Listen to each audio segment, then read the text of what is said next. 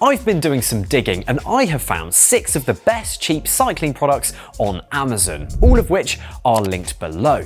You may remember we made a similar video last year, and since you all loved it the first time, I decided to go in for round 2, but with a slightly more bike maintenance focused approach, which is why today I'll be testing and rating this Tubeless Repair Kit, this jam-packed toolkit, this tyre lever, this sneaky AirTag holder, this Tyre Glider, and lastly, this smart pump, which might be one of the best things I have ever spent money on. So let's dive in.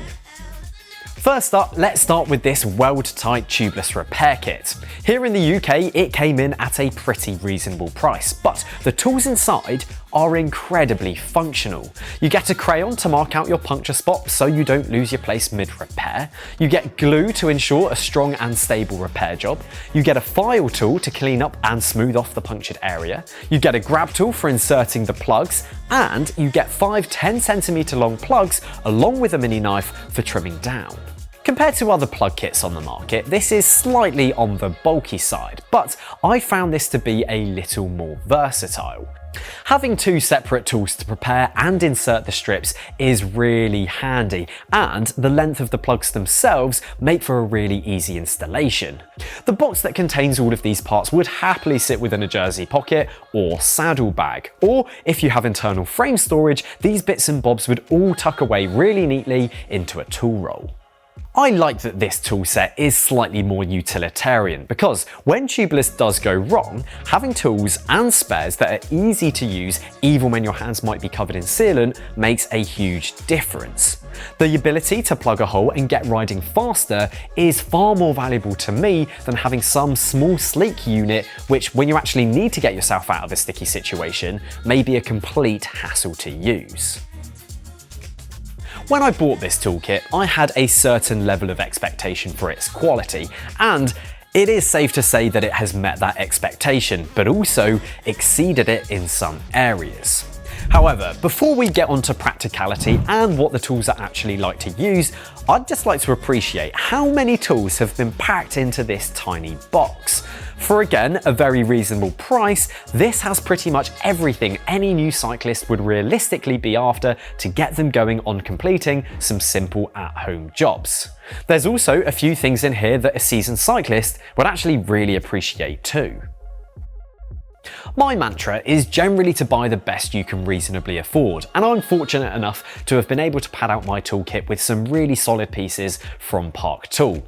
However, the majority of cyclists won't be working on their bikes as much as a self-proclaimed obsessive like me will be, so spending loads of money doesn't actually make too much sense, which is why I think this set serves a great purpose. Whether you need to undertake simple jobs like tightening bolts, changing a cassette, changing a chain, or even swapping out a chain set and bottom bracket, these tools will have you covered and are totally practical for completing those jobs.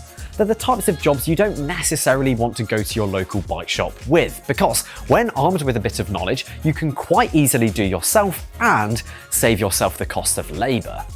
If you do want to get more seriously into working on and building bikes, then you'll find you'll want to add some more specialist tools to your kit. But as a starting point to get you going, or for those who only need to undertake the occasional job, I think this set would be ideal. Again, if you want to find this very set for yourself, then I have linked it below. Next up, I found this nifty little tyre lever from Tru-Tension. It's a company that's been around for a while, and this particular lever has been as well. However, it was only up until recently that I got my hands on one and decided that I really should try it out. It's made of solid plastic, but thanks to the structure on the underside, it's incredibly robust. The width of the lever helps get a really decent purchase on the tyre without slipping out too easily, and it means that when you get the hook of the lever behind the tyre, it's easier to slide around and lift the tyre off the bead.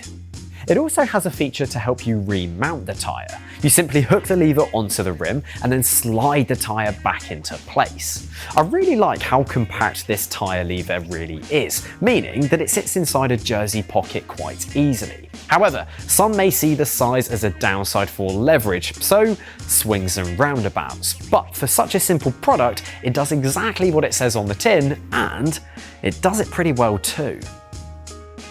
Continuing in the vein of small and neat is this little AirTag holder. It's been designed to be stealthy and sit underneath your bottle cage. Happily, it also comes with some new, longer bolts to cater for the holder itself. But the one touch that I really appreciate is that the bolts use a Torx head rather than an Allen key, so it just makes it that bit harder to remove from the bike. Because let's face it, not many people will be walking about with a Torx T25 head. For me, this is just a great example of a small product that will give you an extra fighting chance should your bike go missing, or if you just need to keep tabs on where your bike is in the world. Much like the tyre lever, I have this Tyre Glider from Rehook. While this unit is a lot more bulky and wouldn't be something that I'd really want to carry with me, it stands to be something that would sit at home for those more stubborn tyre installs. This tool works in a similar way and has two uses. For removing a tyre, you simply hook this part under the tyre like a normal lever and then push it all the way around. But you can also use it to put a tyre back on by hooking the tool onto the rim and then pushing it all the way back round. I'm sure some tyre and rim combos would really test the limit of this tool, and for some it may not be enough. But so far, I've had really good luck with it, and it's made switching tyres at home a fair bit easier. Lastly, we have what I thought would be the biggest gimmick ever, but surprisingly has become my go-to pump. I was really intrigued to see how quickly it would actually inflate tyres and what the user interaction would be like, and I'm surprised to say that it was far more intuitive than I thought it would be. In the box you get the pump itself, a connector hose, a few adapters, a charging cable and a carry bag. Before I used it, I popped it on charge and made sure the battery was completely full.